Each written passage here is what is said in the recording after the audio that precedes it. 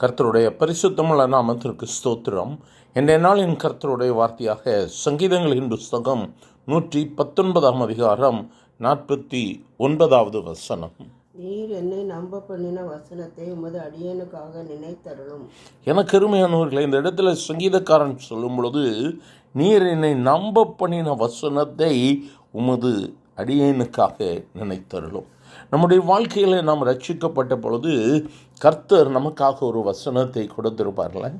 இந்த வேதாகமத்தில் அநேக வாக்குத்தத்தங்கள், அநேக வார்த்தைகள் இருந்தாலும் ஏதோ ஒரு வசனம் நம்முடைய இதயத்தின் ஆழத்தில் நம்மோடு கூட பேசி இருக்கும். ஒருவேளை நான் உன்னை வாலாக்காமல் தலையாக்குவேன்னு சொல்லியிருப்பார்.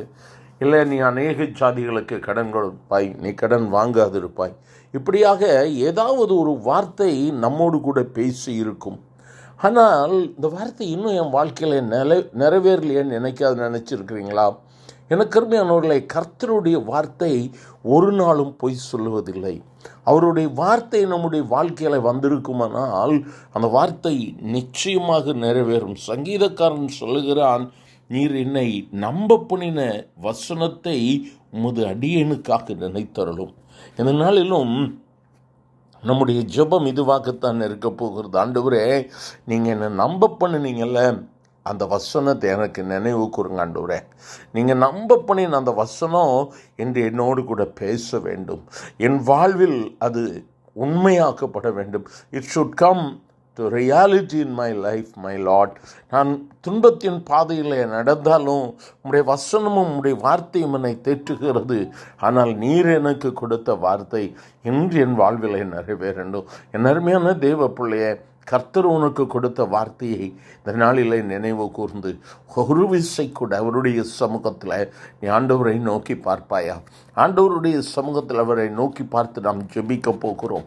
அவரை நோக்கி கெஞ்சி ஜெபிக்க போகிறோம்.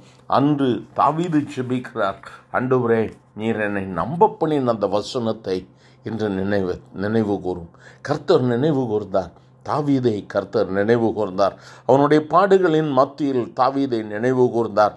தாவீதை உயர்த்தினார். இன்று கர்த்தராகிய இயேசு கிறிஸ்து ஜீவன் உள்ளவராக இன்றும் அதே அற்புதத்தை செய்ய அவர் வல்லமை உள்ளவராக இருக்கிறார்.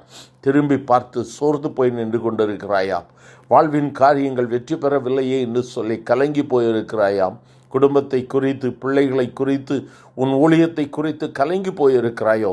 இன்று கர்த்தர் ஒரு புதிய காரியத்தை செய்ய போகிறார். அவரை உன்னுடைய சமூகத்தில் உன் இதயத்தை தாழ்த்தி அவர் கொடுத்த வார்த்தையை நினைவு கூர்ந்து சொல்லி அவரை நோக்கி ஜெபிப்பாயா?